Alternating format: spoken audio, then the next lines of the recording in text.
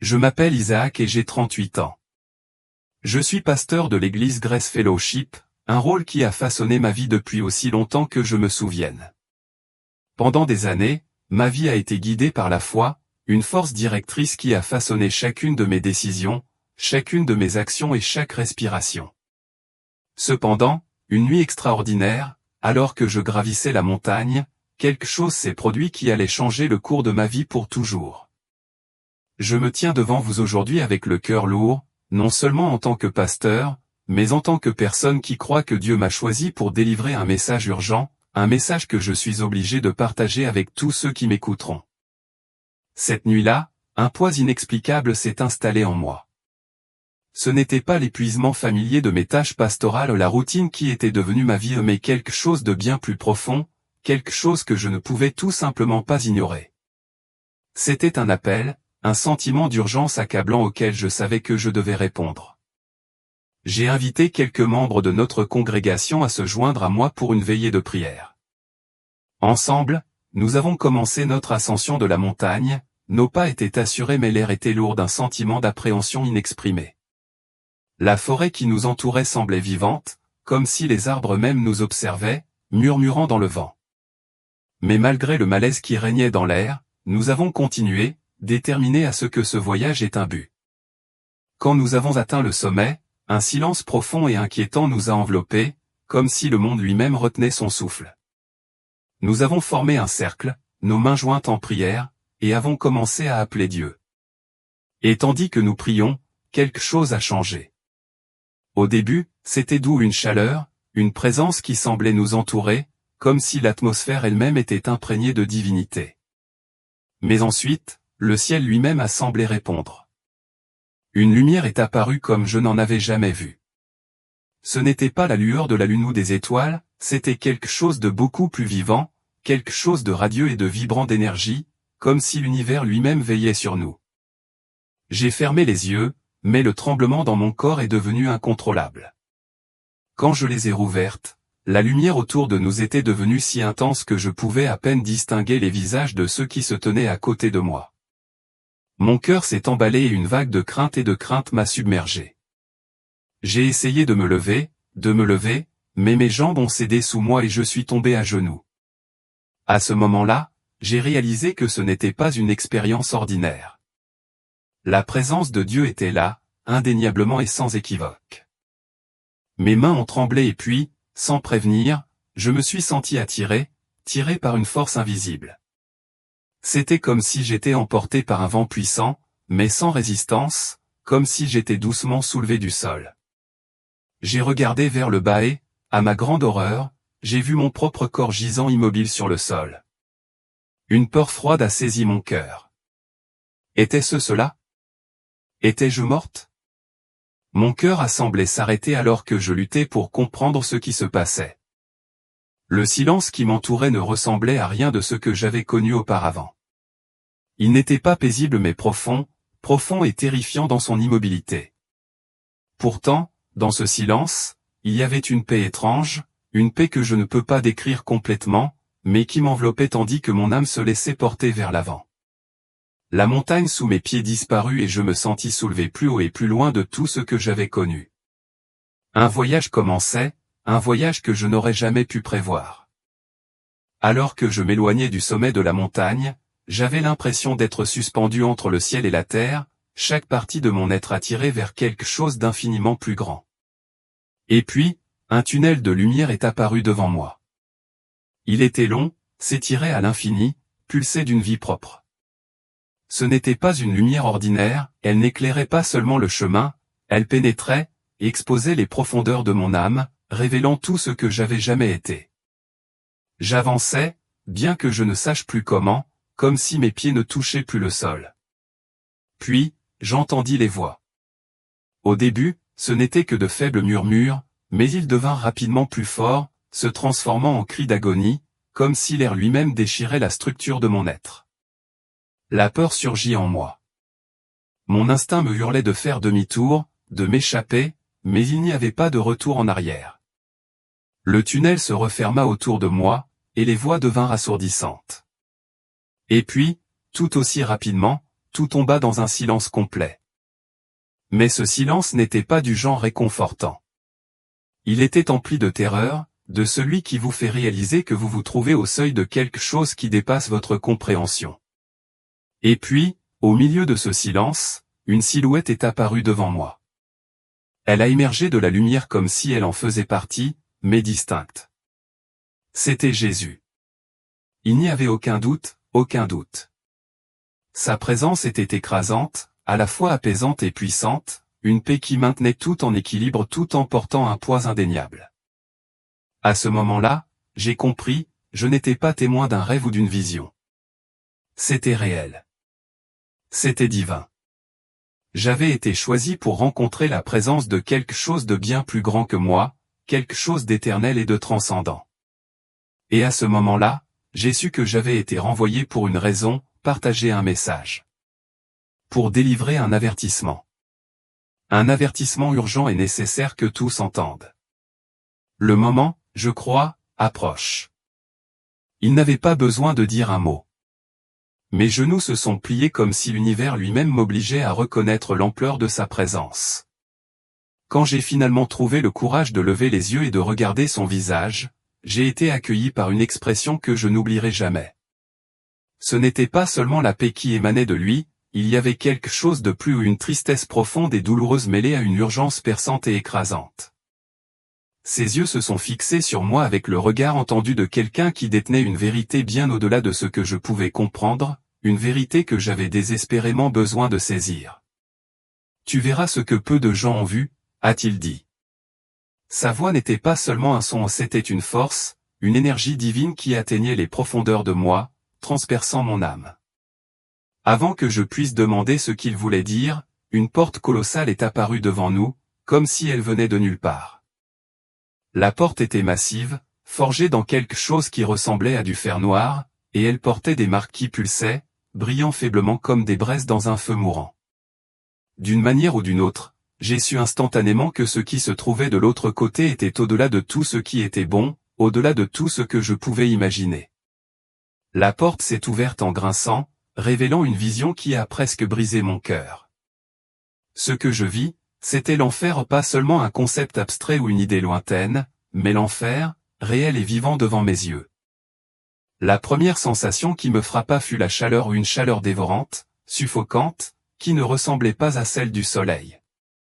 Elle était plus oppressante, comme si l'air lui-même avait été enflammé. La chaleur était insupportable, comme si chaque respiration que je prenais était du feu. Et les cris ou des cris qui semblaient provenir de tous les coins de cet endroit cauchemardesque perçaient l'air. Ce n'étaient pas seulement des sons, c'étaient les cris même des âmes en proie au tourment, un tourment si profond et si brutal qu'il semblait provenir de leur cœur même. Le sol devant moi était un vaste lac de feu sans fin, mêlé d'ombres qui glissaient et se tordaient, se déplaçant comme si elles étaient vivantes. Chaque vue, chaque son, chaque sensation était trop accablant pour être compris. C'était comme si mon esprit était attaqué, luttant pour s'accrocher à son propre sens de la réalité. J'ai essayé de m'éloigner, mais j'ai senti la main de Jésus saisir fermement la mienne. « Tu dois voir », a-t-il dit, sa voix ferme, bien que remplie de tristesse. Mes jambes tremblaient, tout mon être hurlait de fermer les yeux et de détourner le regard, mais je ne pouvais pas. J'étais obligé de faire face à cette réalité, ce cauchemar implacable qui s'étendait sans fin devant moi. Chaque pas que je faisais semblait m'entraîner plus profondément dans cet enfer, plus loin dans son chaos écrasant. Et puis, une pensée m'a frappé comme un poignard dans le cœur, et si je finissais ici? Et si, en un clin d'œil, mon âme était arrachée de mon corps et jetée dans cet endroit? Mon esprit se remémora toutes les fois où j'avais ignoré les murmures silencieux de Dieu, tous les moments où je m'étais détourné de son appel. Une froide prise de conscience m'envahit, et si je méritais cette place? Jésus me regarda, son regard empli d'une profonde tristesse consciente, comme s'il pouvait voir le trouble en moi. Il y avait encore plus à voir, et je le savais. Ce que je voyais maintenant n'était que le début. Mon esprit hurlait pour m'échapper, mais mes pieds, quelle que soit la force qui me retenait à ce moment-là, ne bougeaient pas. Je ne pouvais pas fuir, je ne pouvais pas faire demi-tour. L'enfer se déroulait devant moi, révélant des tourments si cruels et inimaginables que les mots ne parviennent pas à les décrire pleinement. La première chose que je vis fut les âmes d'innombrables âmes se tordant d'agonie. Elles semblaient consumées par le feu de l'intérieur, leur corps tordu de douleur, chaque fibre de leur être torturée par une force invisible. Les cris de douleur emplissaient l'air, mais ce n'était pas le bruit qui me frappa le plus. C'était le désespoir absolu et total qui planait sur eux comme une couverture étouffante. Leur visage était déformé par une souffrance sans fin, des larmes coulaient sur leurs joues tandis qu'ils hurlaient de désespoir, sachant qu'il n'y avait plus d'espoir, plus d'issue. Jésus m'a doucement guidé vers un autre endroit, et ce que j'ai vu ensuite m'a glacé le sang. C'était un groupe de chefs religieux, des hommes qui avaient autrefois détenu le pouvoir et l'influence, maintenant enchaînés, entravés par une obscurité qui semblait être faite à la fois de feu et d'ombre. Leur vue me fit mal au cœur. Ce sont ceux qui ont utilisé mon nom pour leur propre profit, a dit Jésus, la voix lourde de chagrin. Ils ont promis le salut, mais n'ont apporté que plus d'esclavage. Ils ont manipulé la foi et traité la vérité comme une monnaie d'échange. L'un des hommes a croisé mon regard. Son regard était rempli d'un profond désespoir, et bien que sa bouche ait bougé comme pour parler, seul un son faible et étouffé en est sorti. C'était comme si même sa voix avait été emprisonnée dans le tourment éternel qui l'entourait. Je frissonnais à cette pensée, et si, par orgueil ou par négligence, j'avais suivi le même chemin? Et si j'étais devenu l'un d'eux? Jésus a montré un autre groupe au loin et ensemble, nous nous sommes dirigés vers eux. C'étaient des jeunes, leur visage déformé par un regret si profond que c'était presque comme si leur âme même criait, bien qu'aucun son ne sorte de leur bouche. Leurs expressions étaient gravées de la profondeur des choix faits, des choix qui ne pourraient jamais être annulés. Ils ont vécu sans crainte, dit Jésus, d'une voix calme mais ferme. Ils ont choisi leur propre chemin, sachant qu'ils avaient tort, mais leur cœur s'est endurci. Ils m'ont renié dans leur vie, et maintenant, ils implorent la miséricorde. Mais le temps de choisir est passé. Il n'y a plus de temps. Le poids des paroles de Jésus pesait lourdement sur moi, chaque déclaration portant une profondeur insupportable. Chaque visage que nous croisions semblait raconter une histoire remplie de douleur et de perte, mais aussi un avertissement, un rappel brutal des conséquences des choix faits. Alors que nous marchions plus loin, j'ai vu des couples. Leurs corps étaient séparés par des barrières invisibles, mais leur angoisse était indéniablement liée. Ce sont ceux qui ont méprisé l'alliance sacrée du mariage, dit Jésus, d'une voix pleine de tristesse. L'infidélité, les abus, l'égoïsme, ces choses ont déchiré non seulement leur vie, mais aussi la vie de leur famille et des générations à venir. Je pouvais sentir mes jambes commencer à céder sous moi, le poids de ce dont j'étais témoin était trop lourd à supporter. Jésus, toujours ferme, m'a soutenu d'une main douce. Tu n'es pas ici pour être détruit, a-t-il dit doucement, mais pour apprendre. Ce que tu vois, Emmanuel, c'est la justice. Beaucoup ont eu leur chance, mais ils l'ont ignorée. Ils ont choisi le péché encore et encore, même lorsqu'ils connaissaient la vérité. Et si tu étais là? Et si, à cet instant même, tu étais obligé d'affronter toutes les fois où tu as ignoré les avertissements de Dieu? Cette pensée m'a frappé comme une lame dans le cœur.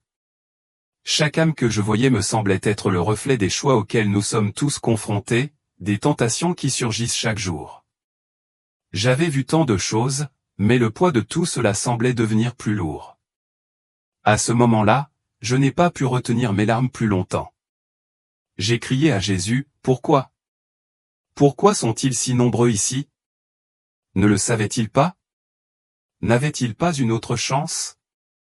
Avec un regard triste, il a parlé, et ses paroles sont restées en moi. Je les aimais, Emmanuel. Je les ai attendus, mais chacun a choisi son propre chemin. Mon sacrifice ne leur a jamais été imposé, c'était un choix.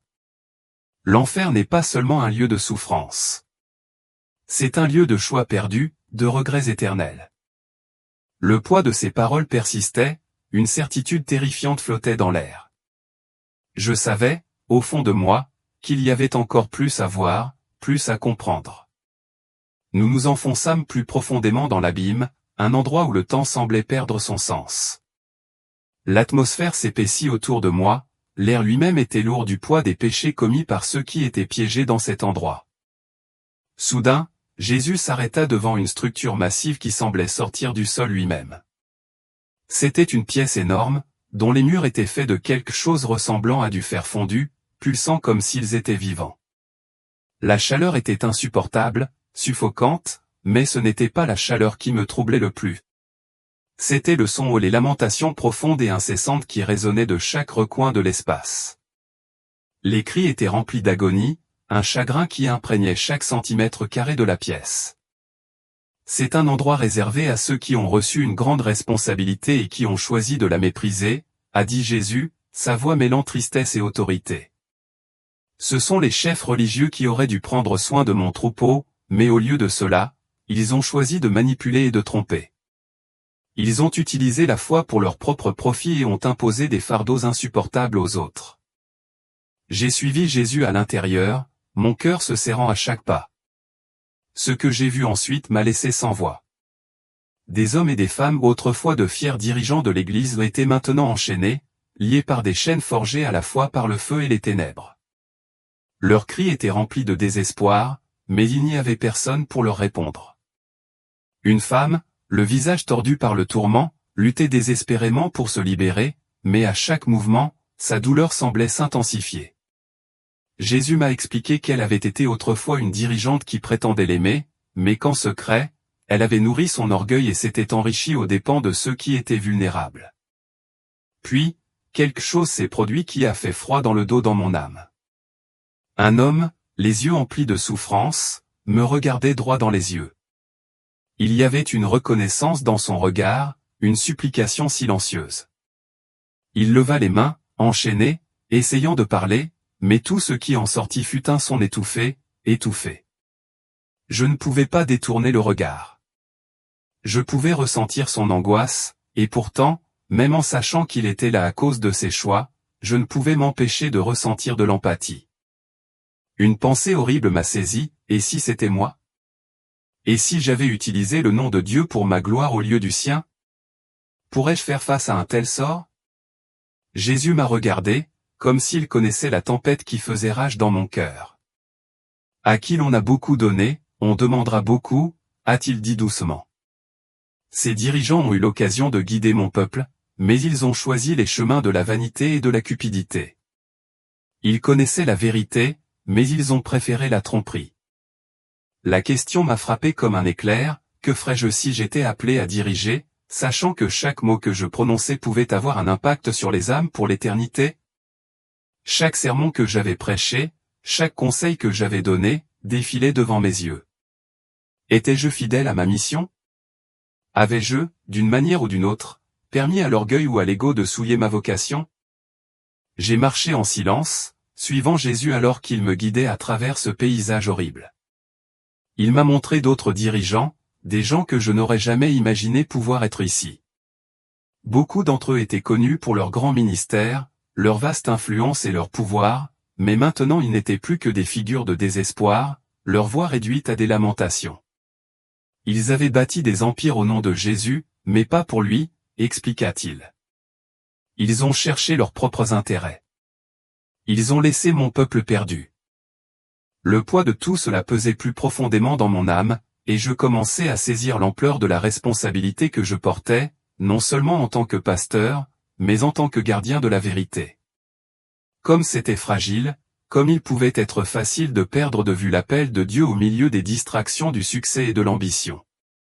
Je m'arrêtai devant une silhouette qui semblait essayer désespérément de se cacher. Son regard évita le mien, mais sa posture en disait long où il se noyait dans la honte. Jésus expliqua, il a déformé les Écritures pour son propre profit. Il a promis des bénédictions qu'il n'a jamais délivrées et a utilisé la peur pour manipuler les gens. Une pensée glaçante m'envahit, et si tout ce que je croyais être un acte de service à Dieu avait, en réalité, été entaché d'intentions égoïstes? Et si, trop tard, je découvrais que le leadership était bien plus que des paroles éloquentes ou des positions de pouvoir? Ces pensées me rongeaient l'âme alors que Jésus me conduisait hors de cette pièce. Avant de partir, il prononça des paroles qui résonnèrent profondément en moi, « N'oublie jamais, Emmanuel, que je donne des opportunités à tout le monde, mais que les choix t'appartiennent. Sa voix était ferme, mais elle portait une tristesse qui resterait avec moi pour toujours. J'ai quitté cet endroit en tremblant, réalisant que tout ce dont j'avais été témoin n'était pas seulement un avertissement pour les autres, mais pour moi, pour nous tous. Après tout, ne sommes-nous pas tous, d'une certaine manière, des leaders? Nous sommes tous responsables de guider ceux qui nous entourent, même si nous ne sommes pas en chair. Ne sommes-nous pas tous appelés à être la lumière dans le monde? Alors que nous nous éloignions de cette salle horrible, Jésus continuait de me guider à travers l'étendue infinie de l'enfer. J'ai commencé à comprendre que ce n'était pas seulement un lieu de douleur, mais un lieu de révélation brutale sur les choix que nous faisons, des choix qui peuvent façonner des destinées éternelles. Bientôt, nous sommes arrivés dans une autre zone. Cet endroit était différent, mais tout aussi angoissant. Il ressemblait à un vaste champ, mais quelque chose d'invisible semblait séparer tous ceux qui s'y trouvaient. À l'intérieur de ces barrières se trouvaient des couples, déchirés, non pas enchaînés physiquement, mais liés par quelque chose de bien plus fort, le poids de leur propre choix. Ce sont ceux qui ont méprisé l'alliance sacrée du mariage, a dit Jésus, sa voix emplie de tristesse et de détermination. Ils ont transformé l'alliance que j'ai créée en quelque chose de jetable. Leurs actions ont non seulement ruiné leur propre vie, mais ont détruit l'avenir des générations qui ont suivi. J'ai regardé, le cœur serré, une femme tendre la main vers l'homme qui se trouvait devant elle, mais c'était comme si une force invisible les séparait. Elle a crié, les larmes coulant sur son visage, implorant le pardon, tandis qu'il portait un masque de profond regret. Jésus a parlé à nouveau, d'un ton sombre, ils ont juré l'amour, mais ils l'ont trahi par l'infidélité et l'égoïsme. Leur maison était censée refléter mon amour, mais au lieu de cela, elles sont devenues des champs de bataille. En marchant plus loin, j'ai vu d'autres scènes douloureuses. Des hommes qui avaient physiquement et émotionnellement abusé de leurs femmes, et des femmes qui avaient abandonné leur famille, recherchant des plaisirs éphémères. Le poids de leur souffrance était étouffant, mais ce qui m'a le plus frappé, c'était le poids de la justice qui s'ensuivait. Ce n'était pas simplement une punition, mais une conséquence de choix, chacun plus douloureux que le précédent. Et si nous prenions le mariage avec le sérieux que Dieu a voulu? Et si nous choisissions l'amour et le pardon, au lieu de l'orgueil et de l'amertume, chaque fois que nous étions mis à l'épreuve? Ces questions résonnèrent dans mon esprit tandis que je regardais le tourment se dérouler. Jésus s'arrêta devant un couple qui semblait pris au piège dans un cycle éternel d'accusation et de douleur. Il n'avait jamais appris à pardonner, dit-il. Chaque blessure, chaque mot non prononcé, devenait comme une pierre, construisant un mur impénétrable entre eux. Ce mur grandit jusqu'à ce qu'ils ne puissent plus se voir, ni me voir.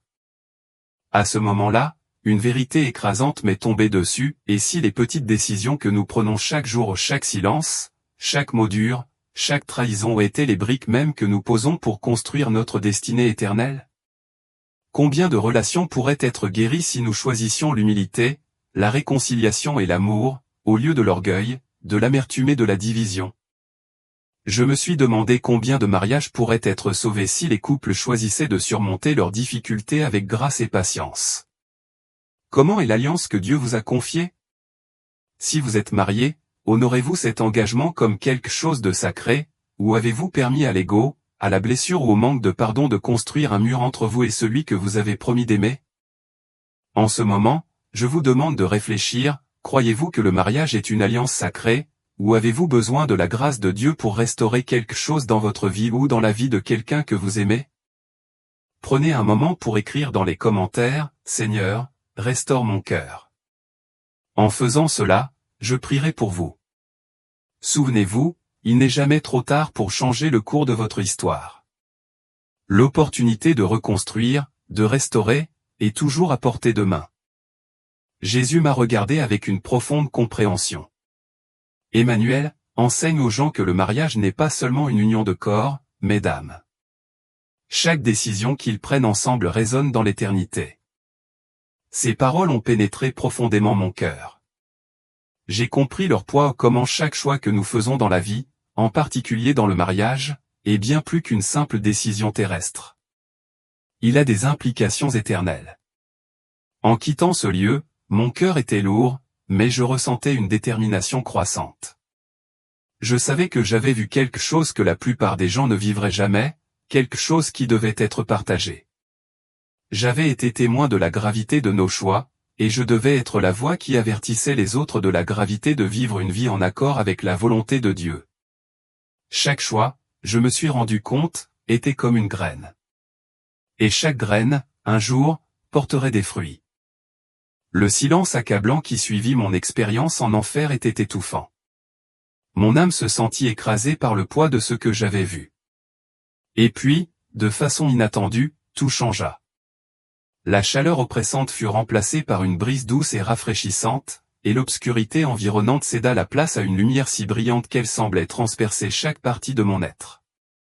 Je sus aussitôt que je n'étais plus au même endroit. J'étais au paradis. Le contraste entre les deux royaumes était incompréhensible. La lumière au paradis n'était pas simplement une illumination, c'était la vie elle-même. Il n'y avait pas d'ombre, pas de douleur, pas de souffrance. Seule la paix et une paix indescriptible remplissaient chaque centimètre carré de l'espace. L'atmosphère elle-même vibrait de vie, et tout ce qui s'y trouvait existait en parfaite harmonie avec le Créateur. Puis je les vis des foules d'anges, remplissant l'espace, chantant une mélodie au-delà de toute description. C'était comme si chaque note contenait un fragment du cœur de Dieu. Leur voix résonnait, non seulement autour de moi, mais en moi, suscitant une joie si profonde qu'elle défiait les mots. C'était une joie différente de tout ce que j'avais connu jusque-là, une joie qui transcendait tout ce que j'avais connu sur terre. Jésus, qui m'avait accompagné tout au long de ce voyage, fit un geste vers un groupe de personnes au loin. Alors que nous nous approchions, quelque chose de profond me frappa. Ces personnes n'étaient pas célèbres. Ce n'étaient pas des dirigeants connus ou des personnages célèbres. Elles étaient ordinaires, un vieux fermier, une femme qui avait passé sa vie à servir les autres en silence, une jeune fille qui semblait avoir quitté cette vie bien trop tôt. Pourtant, elles étaient là, brillantes, comme des étoiles dans le ciel. Ce sont ceux qui sont restés fidèles, dit Jésus avec une tendresse qui m'a profondément ému. Ils n'ont pas cherché leur propre gloire, mais ont vécu pour me plaire. Même dans leur lutte, ils m'ont fait confiance et sont restés fermes. Le ciel n'était pas seulement un lieu d'une beauté inimaginable, c'était un lieu de justice parfaite. Chaque vie ici-bas avait été une vie de fidélité, d'amour, de but. Chaque larme versée sur terre avait été transformée en un joyau de valeur éternelle. Le contraste était saisissant.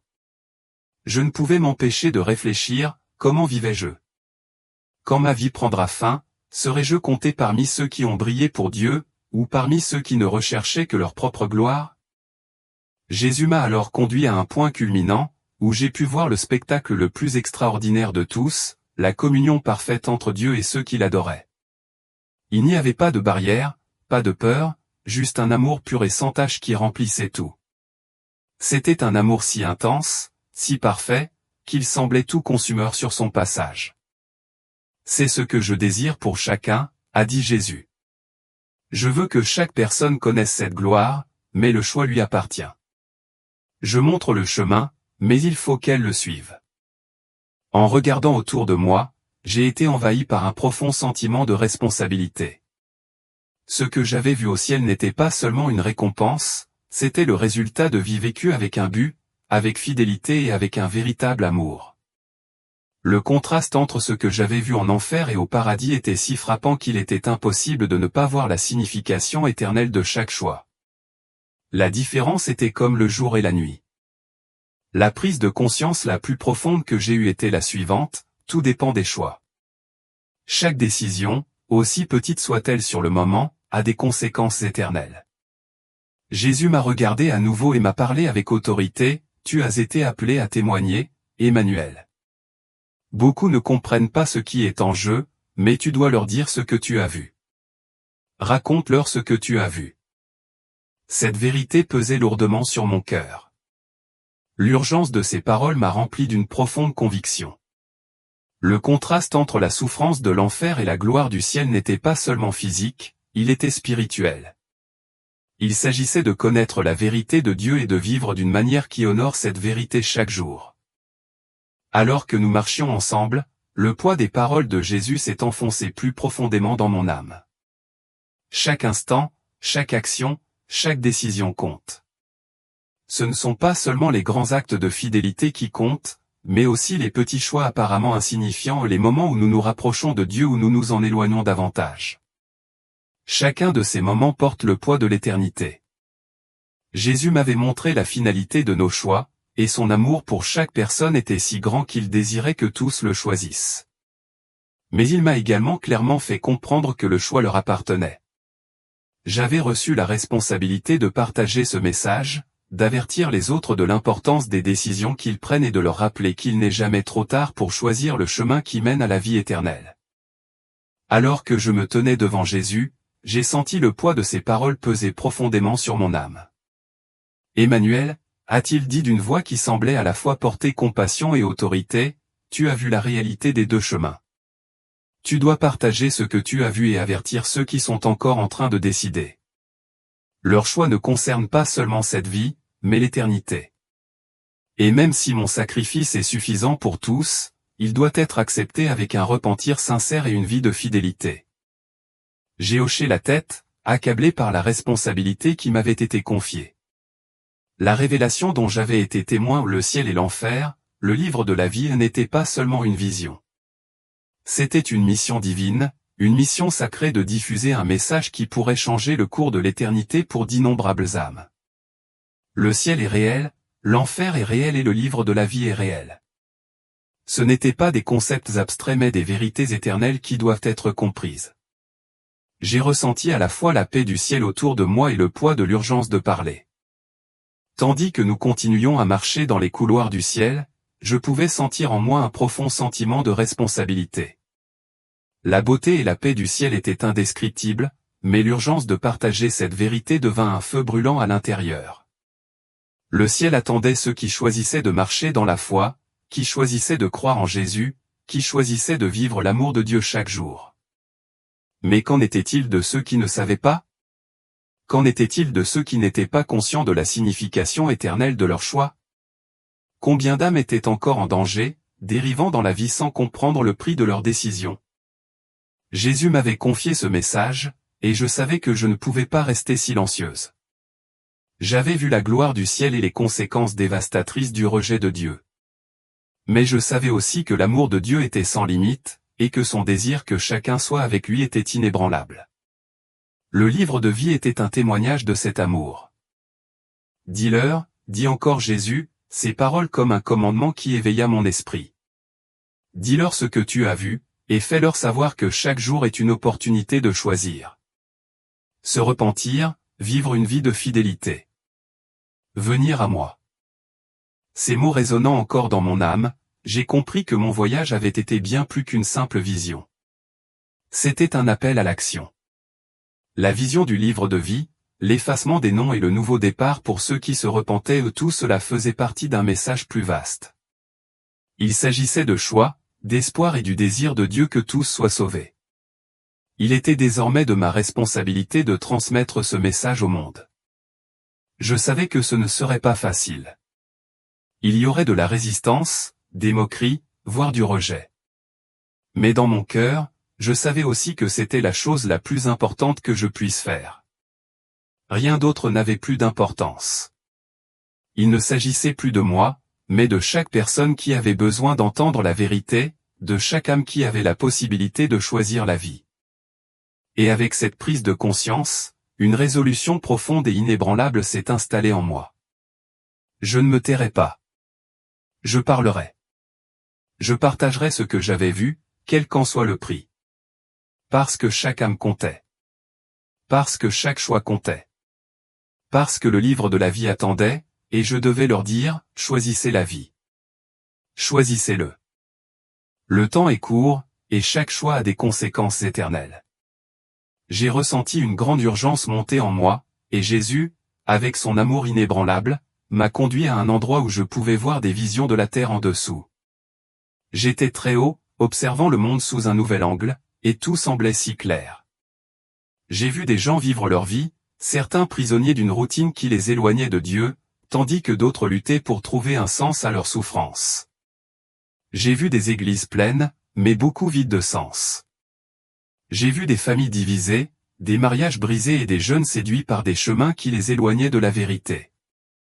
Jésus parla à nouveau, sa voix remplie d'une urgence que je n'avais jamais ressentie auparavant. Emmanuel, j'appelle mon peuple à la repentance. Je veux que tout le monde sache que le pardon et la grâce sont disponibles, mais ils doivent venir à moi. Ils doivent reconnaître que sans moi, ils sont perdus. Alors qu'il parlait, j'ai eu des visions de personnes, certaines tombant à genoux en signe de repentance, d'autres endurcissant leur cœur, ignorant l'appel. La douleur dans les yeux de Jésus était presque insupportable à voir. Beaucoup ne comprennent pas que la repentance est plus que des mots, dit-il. C'est un changement de vie, une soumission totale, mais l'orgueil les arrête. Ils préfèrent justifier leurs erreurs plutôt que de se tourner vers moi. Dans un moment inoubliable, Jésus m'a montré une vision d'une foule debout devant une grande falaise. Certains marchaient aveuglément vers le bord, inconscients du danger, tandis que d'autres essayaient désespérément de les avertir. Je me suis vu parmi ceux qui essayaient d'avertir, mais ma voix semblait faible au milieu du bruit, noyée par les distractions du monde. « Tu parleras pour moi, Emmanuel, a dit Jésus. Même si beaucoup ne veulent pas entendre, même s'ils se moquent de toi, ta mission est de dire la vérité.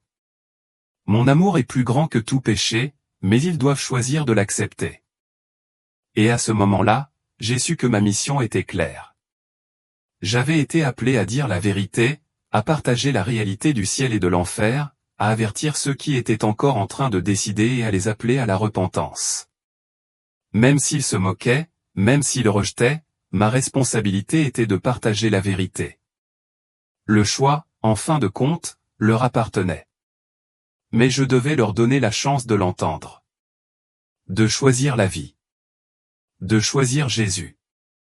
Tandis que j'étais assis là, le poids de ce que je venais de vivre pesait sur mon cœur, je savais que les paroles que j'avais entendues de Jésus n'étaient pas seulement destinées à être portées seules. Elles étaient destinées à être partagées, à allumer un feu chez les autres, à les conduire à la vérité de l'Évangile. J'ai regardé autour de moi le groupe de fidèles agenouillés devant moi, leurs visages striés de larmes reflétant le profond sentiment d'urgence que je ressentais dans mon âme. Eux aussi devaient entendre ce message. Ils devaient comprendre ce qui était en jeu, pour leur vie, leur famille et leur éternité. J'ai pris une profonde inspiration, essayant de me calmer, et j'ai commencé à parler, ma voix tremblante au début, mais avec une force croissante. Ce que j'ai vu, ce que j'ai vécu, n'est pas seulement une vision. C'est une réalité à laquelle nous devons tous faire face, le paradis et l'enfer sont réels. Le livre de la vie est réel. Nos choix ici, maintenant, déterminent où nous passerons l'éternité. Le poids de cette vérité est écrasant, mais c'est aussi un appel à l'action. Alors que je racontais les détails de ce dont j'avais été témoin, la souffrance en enfer, les conséquences angoissantes des choix égoïstes et la beauté du paradis, où la fidélité et l'amour brillent d'un éclat éternel, il y a eu un changement dans l'atmosphère. La salle s'est tue, et les gens qui s'étaient rassemblés autour de moi étaient suspendus à chaque mot. J'ai vu des larmes dans leurs yeux, et j'ai su qu'ils commençaient à comprendre. Ce n'était pas seulement une histoire, c'était un appel à la repentance, à une vie de transformation, à une vie de fidélité à Dieu. J'ai parlé du mariage, l'alliance sacrée qui devrait refléter l'amour de Dieu, mais qui a trop souvent été corrompue par l'égoïsme et l'orgueil.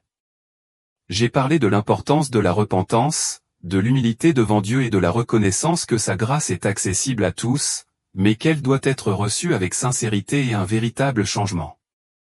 J'ai parlé de la nécessité de choisir la vie, de choisir Jésus chaque jour, dans chaque décision, aussi petite soit-elle. Mais je savais aussi que le simple fait de prononcer ces mots ne suffisait pas. Je pouvais voir que certains prenaient déjà des décisions dans leur cœur. Certains choisiraient de changer, de remettre leur vie à Jésus, tandis que d'autres se détourneraient. Le choix leur appartenait, mais la graine avait été plantée. J'avais confiance que l'Esprit de Dieu ferait le travail de transformation. Ce n'était pas à moi de changer les cœurs, mais c'était ma responsabilité d'être obéissante, de partager le message qu'il m'avait confié. Alors que je continuais à parler, je pouvais sentir le poids de mon appel s'installer encore plus profondément dans mon esprit. Ce n'était pas juste un message ponctuel, c'était une mission de toute une vie. On m'avait montré la vérité de l'éternité, et il était désormais de mon devoir de m'assurer que le plus grand nombre possible de personnes comprennent la gravité de leurs décisions. Chaque jour était une occasion de choisir. De me repentir. De me tourner vers Jésus. De vivre son amour. Au milieu des prières et des larmes, j'ai senti une nouvelle force monter en moi. Dieu renouvelait mon esprit, m'équipant pour le voyage à venir. Je savais qu'il y aurait de l'opposition, des moqueries et des moments où le message serait rejeté. Mais comment pouvais-je rester silencieux? Comment pouvais-je ignorer ce que j'avais vu et vécu? Je ne pouvais pas. Le ciel et l'enfer n'étaient pas seulement des réalités lointaines, c'étaient des réalités que nous pouvions toucher, ressentir et expérimenter à travers les choix que nous faisions chaque jour. Et donc, j'ai continué à parler. J'ai partagé ce que j'avais vu, ce que j'avais appris et l'urgence qui brûlait en moi. Le message était clair, le temps est court. Chaque choix compte. Et nous avons un Sauveur qui est prêt à nous pardonner, à nous restaurer et à nous conduire à la vie éternelle. En finissant de parler, j'ai pu constater que les gens autour de moi étaient profondément émus. Certains priaient déjà, demandant à Dieu de leur pardonner et de transformer leur vie. D'autres étaient encore en train de traiter ce qu'ils avaient entendu, mais je savais que la graine avait été plantée. J'ai prié pour eux, demandant à Dieu de toucher leur cœur, de les conduire dans la pleine vérité de son amour et de les aider à marcher dans la fidélité. Quand j'ai terminé, j'ai levé les yeux et un sentiment de paix m'a envahi. Je savais que ce n'était que le début. J'avais partagé ce que j'avais vu, mais le voyage n'était pas terminé. Il y avait encore plus de personnes à atteindre, plus de cœurs à toucher, plus d'âmes à conduire au Christ. Et même si le chemin à parcourir était difficile, je savais que je n'allais pas le parcourir seul. Dieu était avec moi et son esprit me guiderait et me donnerait de la force à chaque étape du chemin. Avec un sens renouvelé de l'objectif et un profond fardeau pour les âmes de ceux qui m'entouraient, j'ai quitté la montagne ce jour-là avec un cœur brûlant du message d'espoir et de salut. Il n'y avait pas de retour en arrière.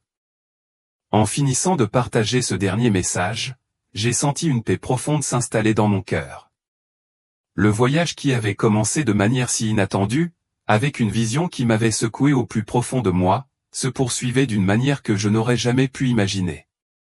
Mais maintenant, il ne s'agissait plus seulement de moi, il s'agissait des personnes que j'avais été appelé à atteindre, celles qui avaient encore la chance de faire un choix, de choisir la vie, de choisir Jésus. Dans les jours qui ont suivi, je me suis senti plus déterminé que jamais à dire la vérité, à partager le message du salut avec urgence et passion. Je savais que l'amour de Dieu était immense et que je ne pourrais jamais le garder pour moi. Partout où j'allais, je parlais de ce que j'avais vu, la souffrance en enfer, la gloire au ciel et la signification éternelle des choix que nous faisons dans la vie. Les mots me venaient facilement, non pas à cause de ma propre force, mais parce qu'ils étaient alimentés par le Saint-Esprit.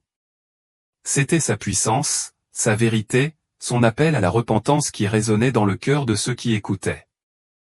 Alors que je continuais à parler, j'ai vu la transformation dans la vie des gens. C'était incroyable. Des personnes qui avaient été loin de Dieu lui abandonnaient maintenant leur vie, des familles qui avaient été brisées se réconciliaient et des mariages qui semblaient irréparables étaient restaurés. Je savais que ce n'était pas le résultat de mes efforts, mais du Saint-Esprit à l'œuvre, touchant les cœurs, convainquant les âmes et guidant les gens à prendre cette décision qui allait changer leur vie. Mais même si je me réjouissais de ce que Dieu faisait, je ne pouvais ignorer l'urgence qui brûlait encore dans mon cœur. Le monde était plein de gens qui n'avaient pas encore entendu la vérité, ou qui la rejetaient, croyant avoir le temps de changer plus tard. Mais le temps est un cadeau, et il est éphémère. Aucun d'entre nous ne sait quand viendra son dernier souffle. C'est pourquoi le message du salut est si urgent. J'avais appris cette leçon à mes dépens, en étant témoin du ciel et de l'enfer, et c'était une réalité que je ne pourrais jamais oublier. C'est pourquoi je me suis senti obligé de demander aux personnes devant moi, et si aujourd'hui était le dernier jour de votre vie? Où seriez-vous, au ciel ou en enfer? Cette question restait en suspens, et en voyant les visages des gens autour de moi, je pouvais voir qu'ils se débattaient avec elle. Ils regardaient dans leur propre âme, considérant le chemin qu'ils suivaient. Certains levaient les mains en signe de repentir, d'autres restaient silencieux, toujours hésitants. Mais le choix leur appartenait et je savais que j'avais fait ma part pour m'assurer qu'ils comprenaient la gravité de la décision. En priant avec eux, j'ai senti la présence écrasante de Dieu, emplissant cet espace de paix. Je savais que certains avaient pris la décision de suivre le Christ et, à ce moment-là, je ne pouvais m'empêcher d'imaginer leurs noms inscrits dans le livre de vie. Ce fut un moment puissant, qui m'a confirmé que tout ce que j'avais vécu, tout ce que j'avais appris, avait eu pour but de partager la vérité de l'amour et du salut de Dieu avec le plus grand nombre possible avant qu'il ne soit trop tard. Après que la foule a commencé à se disperser, je suis resté là, réfléchissant à tout ce qui s'était passé. Je savais que ma vie avait changé pour toujours. Il ne s'agissait pas seulement d'une expérience unique ou d'une mission unique, il s'agissait d'un appel à vie. Chaque jour, j'aurai l'occasion de partager l'Évangile, de conduire les autres à Jésus et de leur rappeler que chaque choix qu'ils font a des conséquences éternelles. Le livre de vie n'était pas seulement un concept, c'était une réalité, et c'était mon travail de m'assurer que les gens comprenaient l'importance de voir leur nom y être inscrit. Alors que je partage ce témoignage avec vous maintenant, je veux que ce soit plus qu'une simple histoire. Je veux que ce soit une invitation. Une invitation pour vous à considérer votre propre vie, vos propres choix et l'impact éternel qu'ils auront. Parce qu'en fin de compte, tout ce que nous faisons ici, chaque décision, chaque action, chaque moment d'obéissance résonnera dans l'éternité. Je vous demande donc aujourd'hui, où vous situez-vous? Que choisirez-vous? Choisirez-vous la vie ou continuerez-vous sur un chemin qui vous éloigne de Dieu? Vous ne savez pas combien de temps il vous reste. C'est le moment de choisir. C'est le moment de remettre votre cœur à Jésus. Si vous sentez que le Saint-Esprit vous appelle, si vous ressentez ce tiraillement dans votre cœur, je vous encourage à écrire dans les commentaires ci-dessous, « Je choisis Jésus ». C'est l'occasion pour vous de faire ce premier pas, de faire une déclaration de foi. Je prierai pour chaque personne qui fait ce choix, en demandant à Dieu d'agir dans votre vie, de vous transformer et de vous guider sur le chemin de la justice. N'oubliez pas que vos choix comptent.